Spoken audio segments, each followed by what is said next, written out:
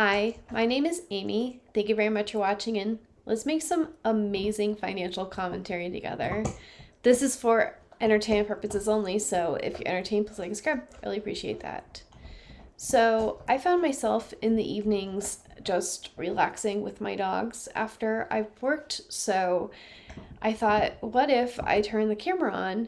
And since I usually listen to finance and side hustle related YouTube videos anyways, we can just watch them together and then I can tell you my opinion. Also, I do have two other YouTube channels that I am active on. The first one is Bad Financial Decisions, and that one I talk about my high income investing journey, and I talk about that whole high income space, and that's been really interesting. I have around 4,000 subscribers now, but it hasn't been quick because high income investing is a very niche field. And I think, well, and the other one is Financial Philharmonics, where I make AI songs about personal finance, and that has 292 subscribers, and I've been doing it for 10 months. And so I think now that I have had success monetarily with one niche YouTube channel and have not had success with another, but I mean, I've had fun with Financial Philharmonics, but it's been a year, so I think if I'm trying to get another side hustle to get even more money from YouTube and have fun with you all, because this audience is not going to be the same as the Bad Financial Decision audience, and hopefully we can all grow together and learn more. So that is where I am with all this. I thought it might be nice for me and my dogs to watch this YouTube video with you and do commentary on it. I really want to do this as a side hustle because I was relaxing and watching YouTube videos anyways, and so there are other things that I could do. The real answer for me to get real money and not have to, well, I think I might need to introduce myself. My name is Amy. I am a programmer, and in May of this year, I found out that I was getting laid off. And so my income portfolio that I was using went from something that was a little bit on the risky side, but I was just reinvesting everything and reinvesting in new things and trying new experiments, to something that I needed to live on. And that's been going pretty well, except last week the market told me I needed to get another job. So I'm really trying my best here. So as a part of the high income journey and going over that stuff, I made a site called YieldMate. And this is the real answer for me for my side hustle. I really just need to get off the couch and finish setting up the subscriptions and start doing promotions and trying to get people to subscribe to YieldMate, which, if this is your first time seeing my videos, well, it is a high income ETF comparison tool. So if you have $100, this is how much you would have had in TSII for the last distribution. And this distributes weekly, so you would have $2.06 weekly, or that's $8.94 monthly, and annually that comes out to $107. So you can go down and use this as a comparison. I now have filters, so if you're like, wow, I don't want a 200% distribution, that sounds like way too much, you can put it down to like 40, and you're like, I need it to actually be high income, so anything above 10%, and then you can use this as a jumping off tool, and you can click on the details and it'll show you more information, like the price and the distribution and the historical performance over the last 3, 6, 9 months. So anyways, why do I also want to do this? Well, more streams of income, more is more, right, Mr. Pie? This is Pie. The brown one's Ada. So, anyways, and she has a bone, so she's gonna be growly at everybody. But he loves lap time, and we love financial commentary, don't we?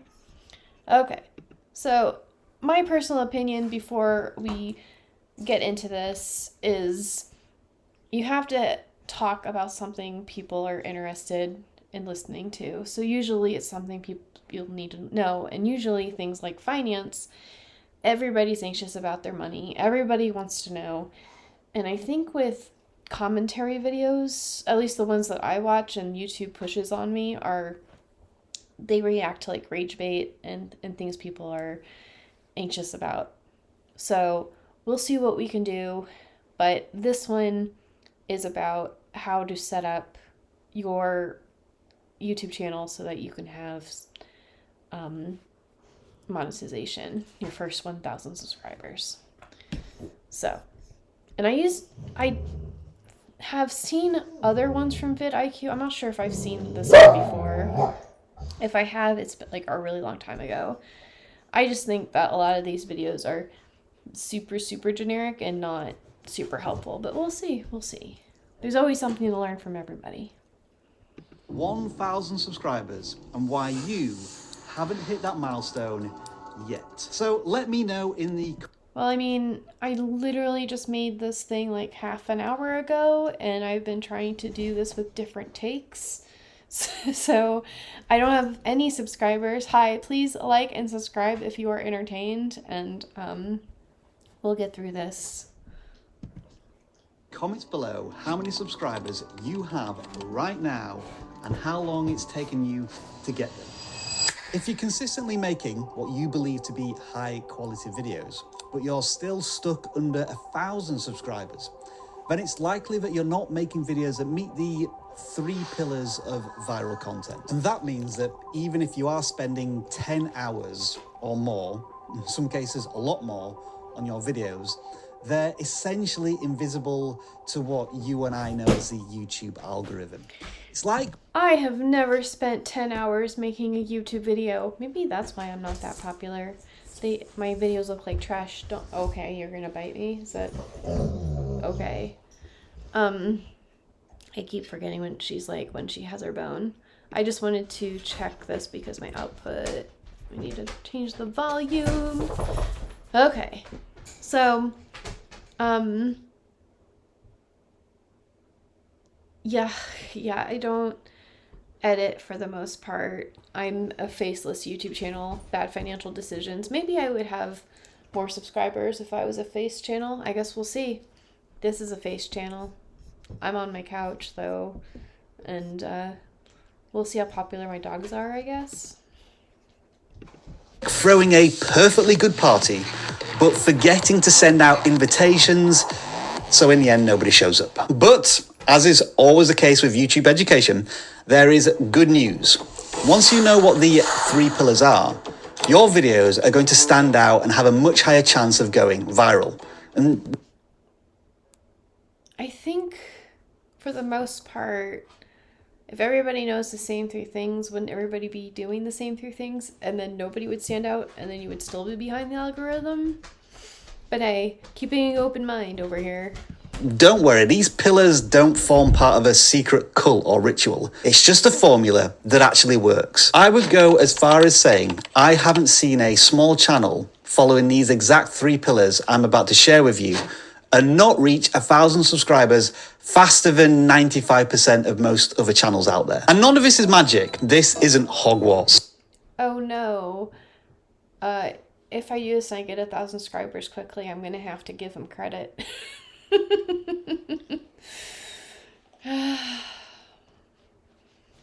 But do you want me to rub your belly? Okay.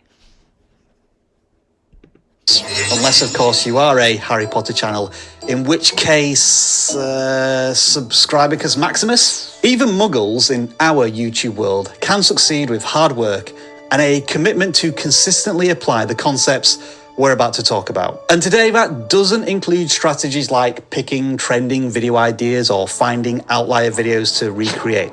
We've already talked about them at length here at vidIQ. So instead, we're going to focus on 3 completely new strategies to help your content go viral. And we need to start with Yeah, I think there's something like a thumbnail trend. I don't know.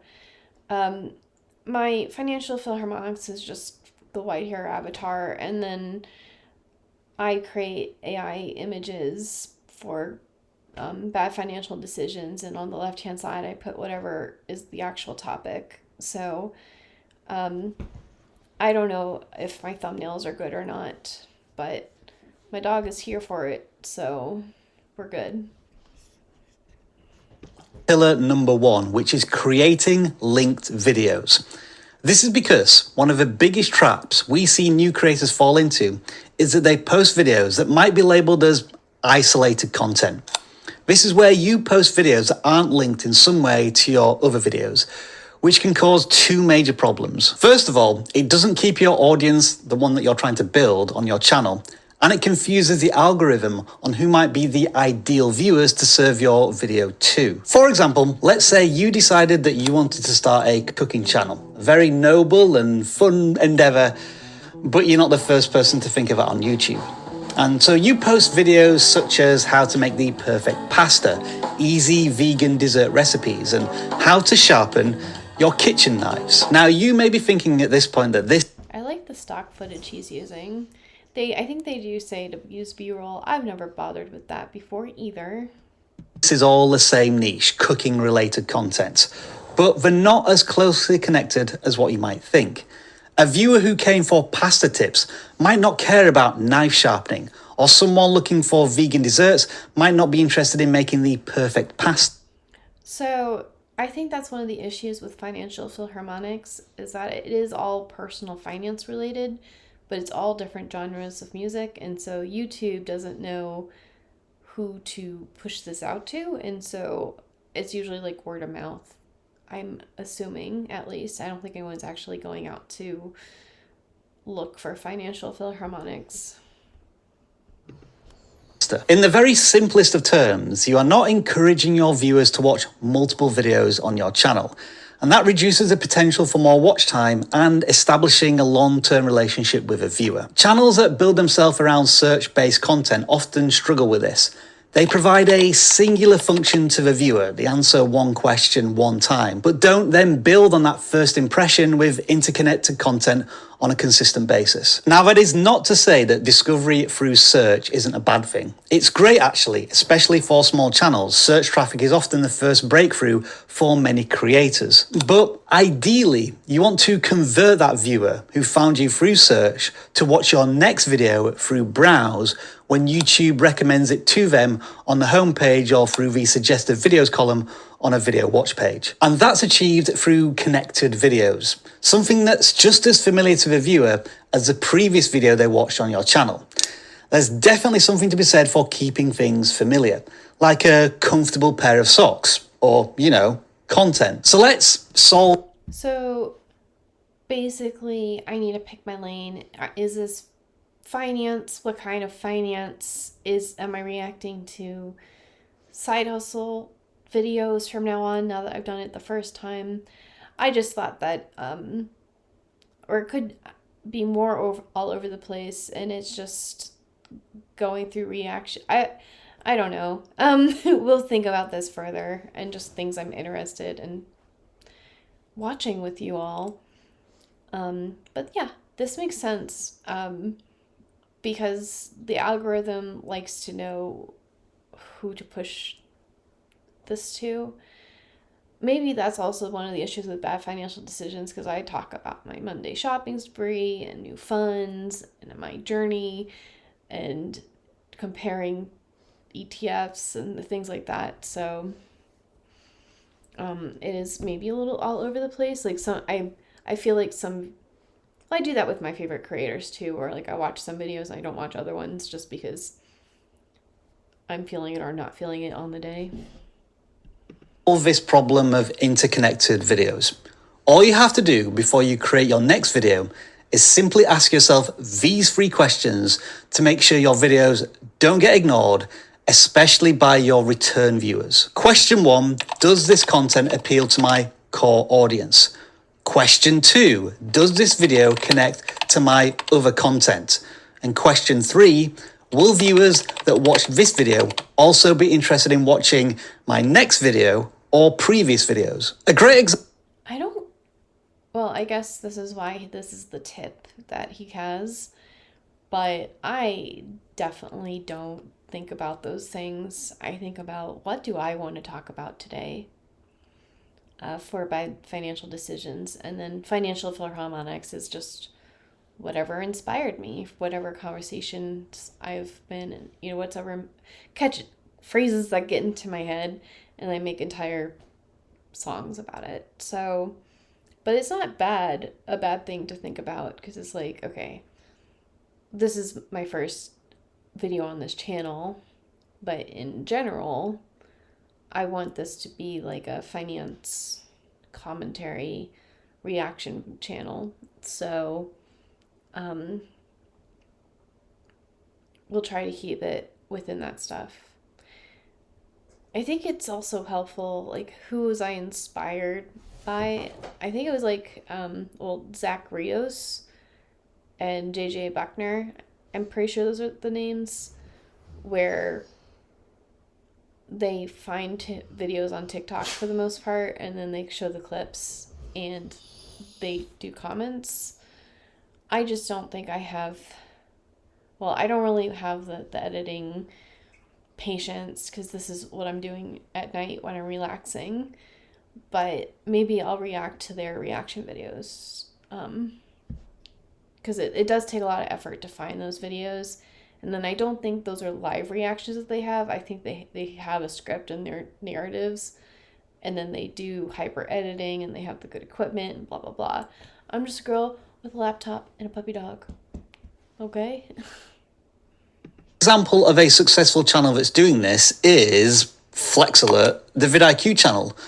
We know this because we can look at our own analytics, and they tell us that we're generating over 500,000 views per month in return viewers using this exact strategy. One particular example on the channel is... Well, he's already mentioned, like, we're not talking about, what was it, like thumbnails or something like that. So you just keep mentioning other videos that you have, and then actually put the cards in, which is something that I always forget to do. Is a series I launched a few months back called YouTube Launches New Update, that covers all of the things that impact creators both positively and negatively. And this video idea has very quickly formed into a weekly series because it's familiar to our regular viewers, whether they are subscribers or not. As you can see, the regular viewer count spikes very sharply whenever one of these videos is released. And because the viewer has already seen one of these YouTube update videos recently, they don't have to discover it through search. YouTube recommends it to them through browse, and they watch it. Now, the videos don't have to be part of a really obvious and structured series. They can be connected through the specific audience the videos appeal to. For example, notice how each of these videos are very similar and all speak to a small creator audience that are wanting to grow their YouTube channels. This type of content encourages viewers to binge watch 2 or 3 videos in one session, which skyrockets average watch time and helps our videos get... I'm not going to binge his content. Are you going to binge his content? I might watch a few more, but I think in the long run, just making the YouTube videos and being consistent is the real secret to get 1,000 subscribers, because as far as I know, as long as your content is interesting and people like and they subscribe and they comment and we have interactions, then the YouTube algorithm will recommend it to more people, and it'll be kind of organic, and the community will guide you pretty much, like, are you doing a good job or are you not? So just like do it. Don't spend too much time thinking about it. Recommended to the right viewers. And of course, not only that, but because our content is targeted at a very specific audience, the algorithm can more accurately predict who will find these videos satisfying. This leads to more views, more familiarity with the content, a better relationship with a viewer, and eventually, fingers crossed, that subscriber. So if we think back to that earlier cooking channel example for a moment, if you decide to make a video about vegan desserts, you are being pretty intentional about your audience. And if the video does well, you've just stuck your channel's flag firmly in the vegan audience sand, and all of your content should consider that type of viewer going forward. But creating linked content will only help you get 1,000 subscribers fast if you know how to get people on your channel in the first place. One of the biggest hurdles you need to overcome if you want your content to go viral is knowing how to package your title and thumbnail in a way that grabs attention. I think there's a term for that, or it's like, the curiosity, like, can you intrigue people enough to make it so that they want to, click on your channel? And I'm hoping that by taking a screenshot of, like, my dogs with me and reacting to this, that you all felt like you wanted to click on this. Actually, what made you want to click on this in the first place? I'm curious. Please tell me in the comments down below. And makes your audience click on your videos. Without this, it does not matter how many linked videos you make. Those videos are never going to be watched, and it's going to take forever for your channel to hit 1,000 subscribers. So what actually makes a clip? So I've actually used ChatGPT, said like, hey, give me 5 viral examples of this title, and this is what the video is about. And I think it might be getting better with Bad Financial Decisions. Financial Philharmonics is just the title of the song. So, but yeah, I don't want to be like, let's do it so I'm not.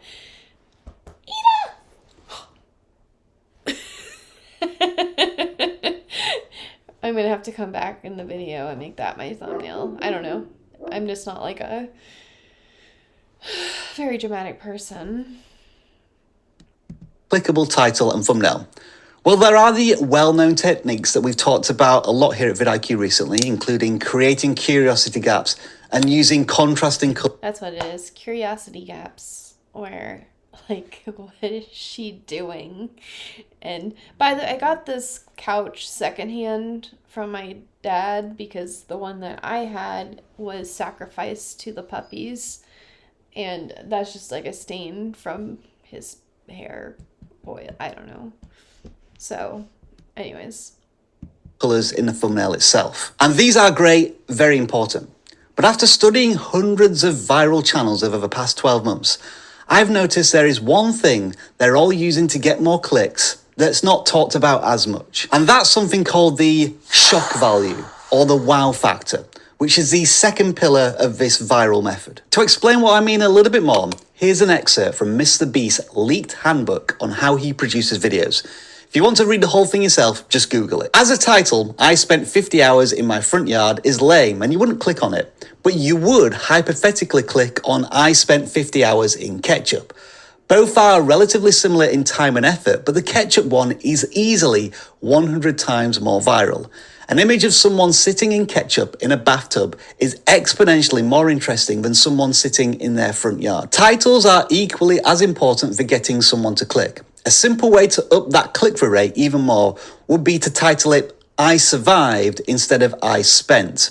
That would add more intrigue and make it feel more extreme. In general, the more extreme the better. I don't like bananas won't perform the same as bananas are the worst food on earth. Now, of course, none of us are Mr. Beast, and I'm sure there are different degrees. You know what's really funny? I don't think I've ever watched a Mr. Beast video. I don't care to either. I just, you know,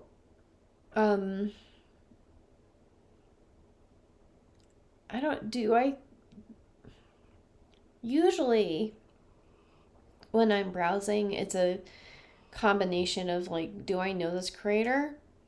And like sometimes I don't like their thumbnails or their titles, but I know the creator and I find their ideas interesting, so then I click on it. And sometimes I think it's more not thumbnails, titles for me, because a lot of people are very overdramatic with their thumbnails, and I'm not a big fan. Degrees of shock value each of us would wish to implement so as not to feel like we are clickbaiting our audience. But just like your on... That's 100% clickbaiting. I mean, I guess not, but it's being overly dramatic. Camera presence, you do want to dial up your titles and thumbnails to 11. Let's see how this works in the YouTube world with an example from...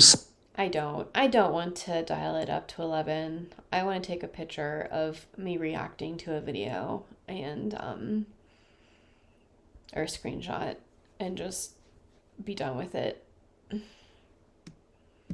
Simon Squibb. This title adds a good amount of that shock value or wow factor we're after by promising 30 years of business advice in just 2 hours. The contrast between 30 years and a 2-hour video seems almost impossible. I think that $0 to $1 million, he may have had to change his thumbnail recently because YouTube is cracking down on people. By the way, I'm not a financial planner or certified in any way. This is all just my own opinion. And this particular video is not that finance related, but you can't make guarantees. Like, you can't say this will get you $1 million because you can't really promise that. So naturally, this grabs the audience's attention and makes them want to click the video. In fact, after discovering the power of shock value, we decided to run a few tests on the vidIQ channel, and the results have been pretty impressive. For example, we applied the shock value to this title and thumbnail, and now it's performing 4 times better than the average video on the channel. And this is why every thumbnail.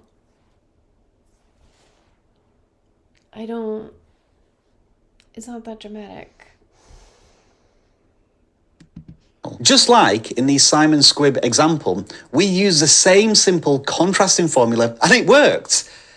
I was going to say like magic, but remember, we're all muggles here.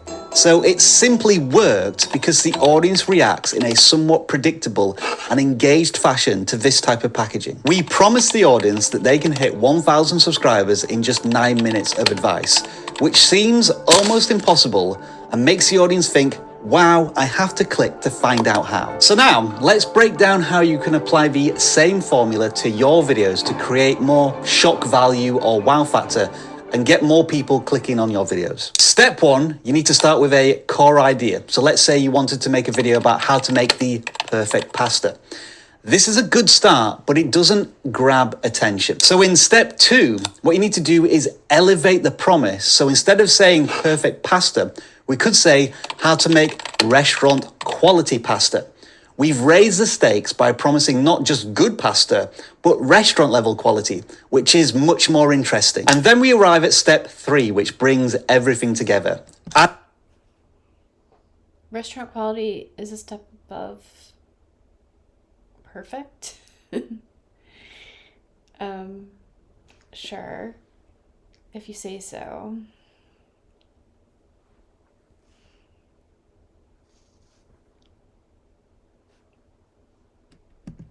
Adding the powerful contrast to create the shock value or wow factor, we need to push the boundaries of what seems possible. One of the most effective ways to do this is by adding an unexpected time constraint. For example, instead of just saying how to make restaurant quality pasta, we could add how to make restaurant quality pasta in just 3 minutes. By promising both quality and speed, we're creating a curiosity in the viewer's mind. They'll think, how is this possible to make great pasta that quickly? This curiosity creates a strong urge to click and find out the answer. Now then, there is something important to consider when you're trying to add this viral pillar to your... Up the ante. Okay. trying to get subscribed in 1 week. Go.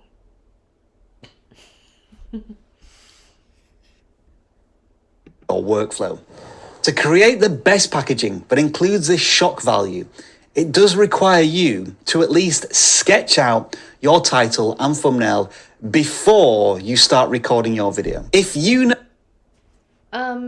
I usually know the topic, and I know the thumbnail because I screenshot it before I go in, but I don't usually think about the thumbnail until I've actually recorded the video, just to make sure my thumbnail had, like, I talked about it in the video, because sometimes I go in and have the intention of making one video and it winds up being different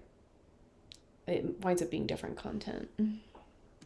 No, you want to create restaurant quality pasta within a time constraint before you record.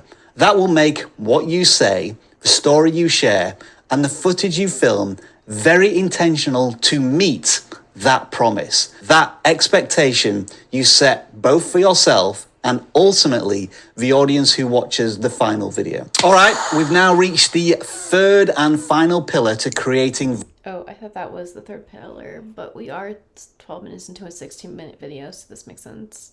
Viral content to reach 1,000 subscribers, and that is maximizing your retention. This is because retention is like the secret key to helping your videos get more views and subscribers.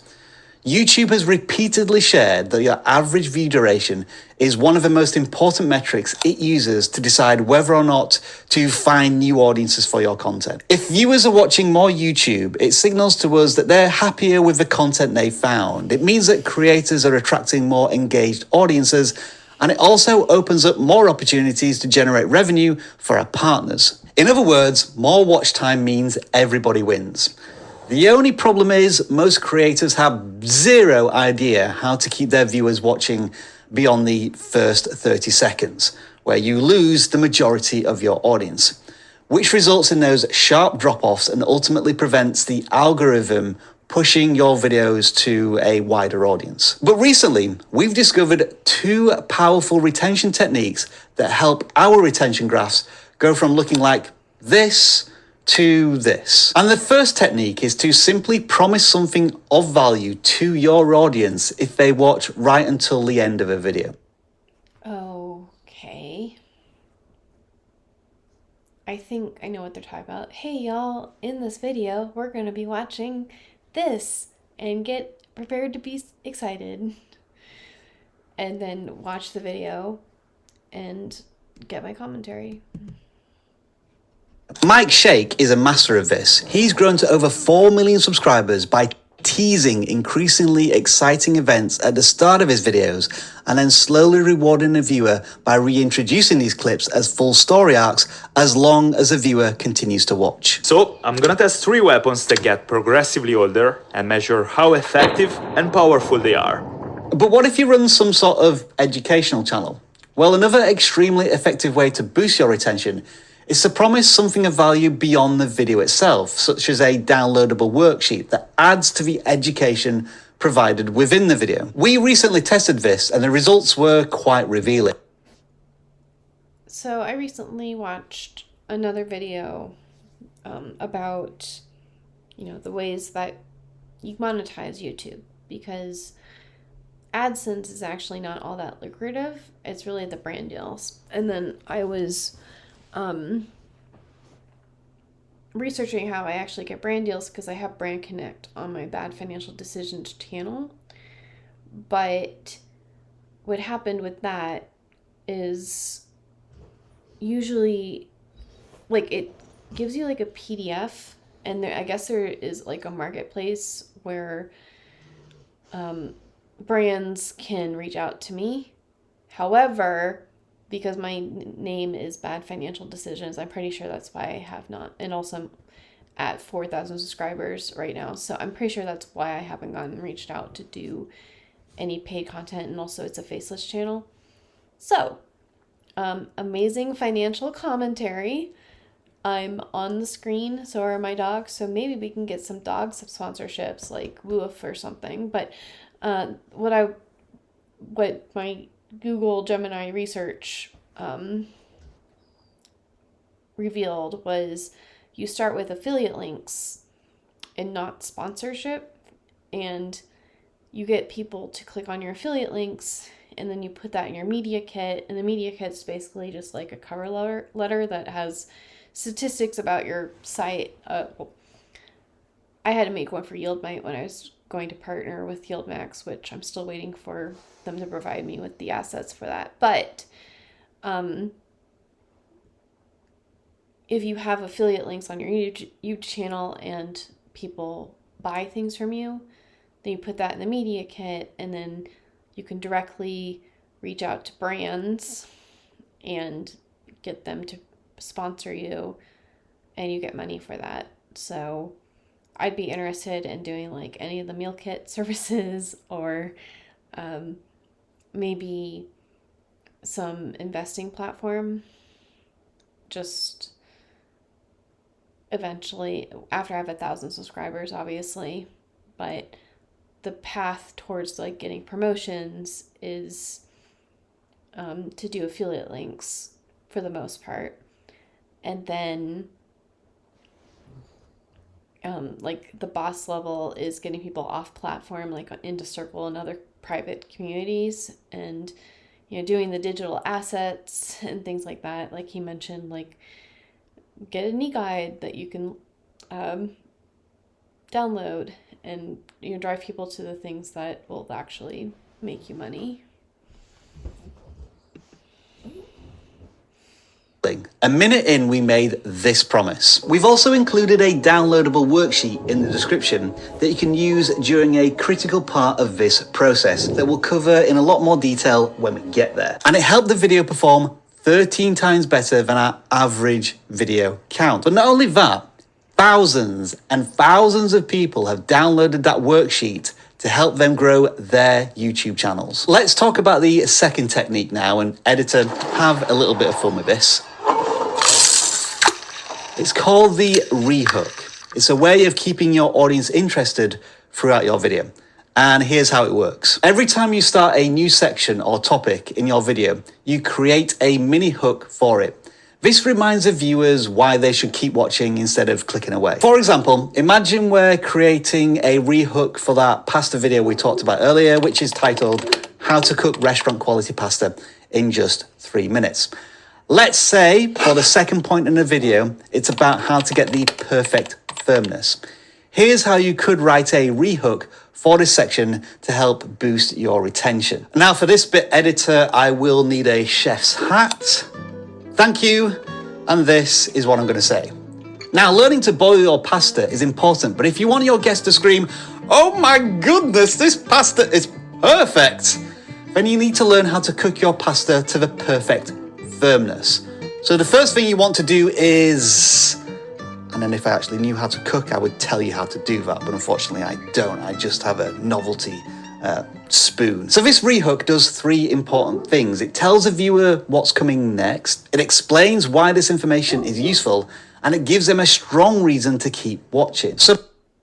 Okay, so I'm thinking about this in terms of like a business meeting or just like a regular presentation. Usually you have like an agenda slide. That's the first, like today we're going to talk about this, this, and this.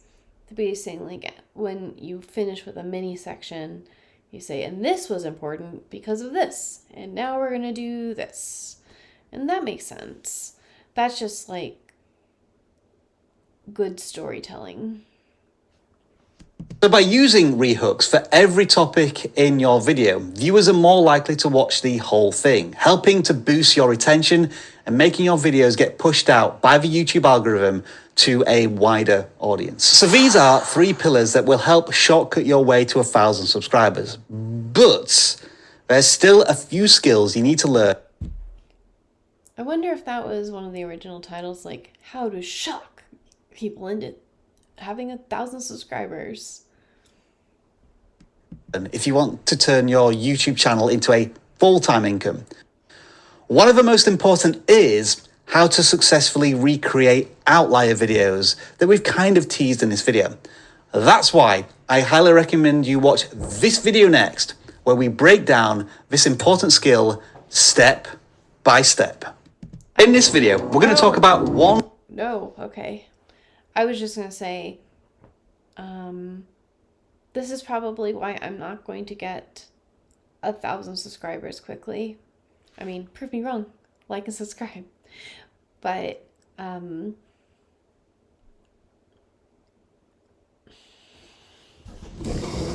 mean, YouTube is sort of a hobby thing for me. I don't think that it's realistic to say, like, I'm going to be monetized in 9 days. I think it's more realistic to say I'm going to consistently put up videos, I guess maybe, well, I would say daily, but we're coming up into holiday season, so basically every day. And then we'll just see if people are interested or not.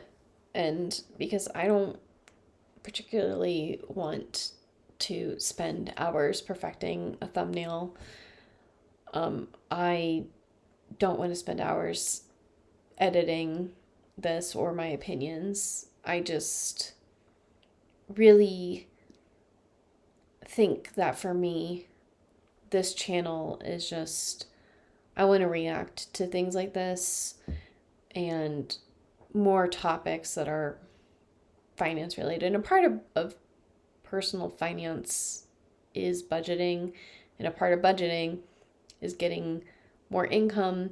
And a lot of people say, like, I want to become a YouTuber. So I'm just curious at this point if I can do reactions to financial YouTubers and that be interesting enough for people to click on and for me to get 1,000 subscribers relatively quickly. Also, if you're wondering why we've been having this hustle dream in the whole time, well, on bad financial decisions, this is the video from 10 months ago that I had come across a YouTuber saying make $500 a month with AI music, and I was like, that doesn't sound right. Like, no one's making $500 a month from AI. So then I made like 4 songs and my first attempt at a music video. And so this is one of them. And I think we're going to outro all of these videos with things from Financial Philharmonics. But these are all videos about, or music. This particular video has a few songs. And the first one is just like, hey, don't be alarmed. It's Amy.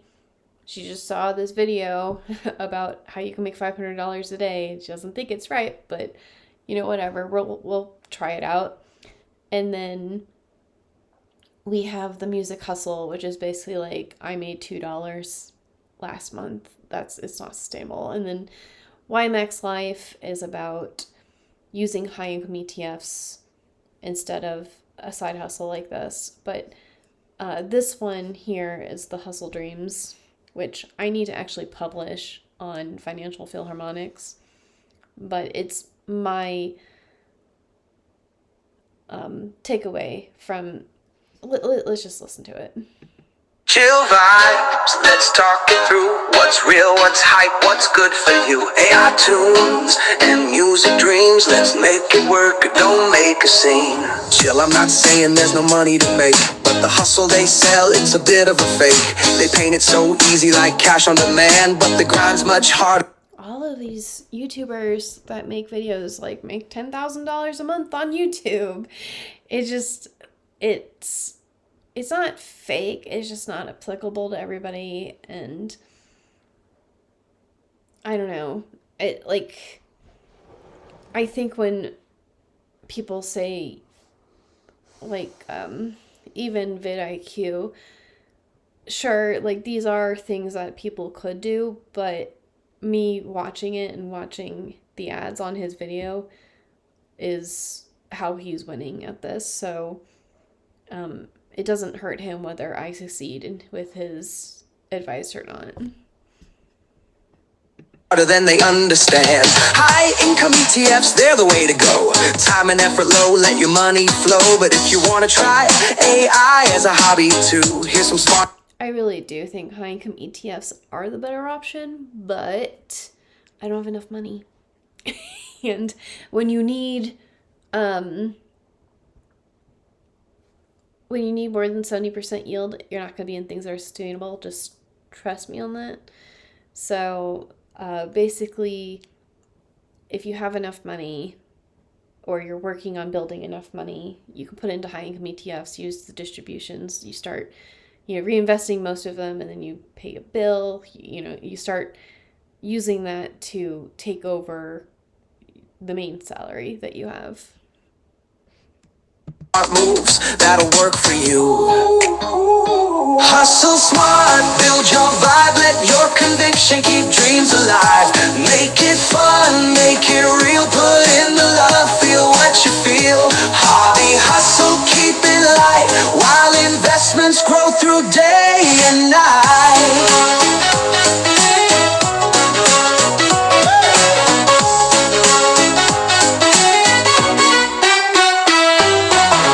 Rush rules, sell shovels, not gold. Teach the new. It's so important to sell the shovels and not mine for gold. Like, teach what people want to learn in order to get rich themselves. It's not like about me getting rich. Maybe, but I was like, maybe that's where I'm going wrong with bad financial decisions. I think it's mostly just the fact that we're called bad financial decisions. But it is mostly just my journey and not like, how can I get you to be rich with your 10 favorite ETFs? That's not the kind of channel that it is. Tech, let the stories be told. Make how to videos, show the behind the scenes. Explain your thoughts, chase those DJ dreams. React and remix, ride the pop wave. Comment on memes, take advantage of culture they've. Fix those lyrics, make the chords shine. Record it yourself, give it your So basically, like, do pay attention to what's happening in the real world and make that a part of what you're talking about. Like, strategy, JP Morgan said that it might be delisted from MSCI, and it's just like a nothing burger type situation. I take a deep breath because I'm like, what if it's not a nothing burger? What if MSTR decides to go down 90% tomorrow? And I just said it's nothing. In the long term, it'll be nothing. But for now, it's a hot news item. So I made a video about it. So maybe I'll get more views about it because it's timely. Time. Oh, hustle smart, build your vibe, let your conviction keep dreams alive. Make it fun, make it real, put in the love, feel what you feel. Hobby hustle, keep it light, while investments grow through day and night. Oversaturation, the market's tight. Streaming platforms dim the light, but build a community strong and true. They'll seek your sound, come back to you. Sponsors, merch, diversity. So yeah, build an audience. They'll learn to love you. I have a really good audience in Bad Financial Decisions, and if you're here from there, hi. But you all are going to be amazing too, as amazing financial commentary. And this mentions, make merch, have things like that. And I do have a merch shop on Bad Financial Decisions, but maybe I'll have to actually purchase something, maybe like a coffee mug, so that when I'm sitting here, I can, drink from a Yield Mic cup or something. But yeah, basically YouTube is not the place where you make money. The merch, the getting communities off of YouTube, doing like one-on-one sessions like coaching or something like that, the digital downloads, all of that stuff to funnel people out of, like, with direct sales is the way to go to profit. And I would really love, I'll be so excited for my first brand sponsorship because I'm really not that far off from just using my high income ETFs for living off of and not having to do any side hustles. But in the meantime, Diversify streams, keep pushing forward, follow your dreams. Endless options, the road's in your hands. With good vibes, make your stand. Hustle smart, build your vibe. Let the reggae rhythm keep dreams alive. Make it fun, make it real. Put in the love, feel what you feel. Hobby, hustle, keep it light. While investments grow through day and night. oh, see, when your investments grow through day and night, and I had Yield in there as a plug, and it didn't even have the chart in it yet to show you the distributions throughout history. So yeah, that's interesting. I have not listened to that song for a really, really long time, and these were some of the first songs I made with Suno AI, and they still hold up. Like, I still wish that Suno would give me music this good off the bat. So I've been having fun with it. It's just not profitable, so we're going to try this instead. So thank you so much for watching. Let me know what you think successful YouTubers, what they do to get their first 1,000. And let me know what made you want to click on this video. And I will talk to you all later. Bye.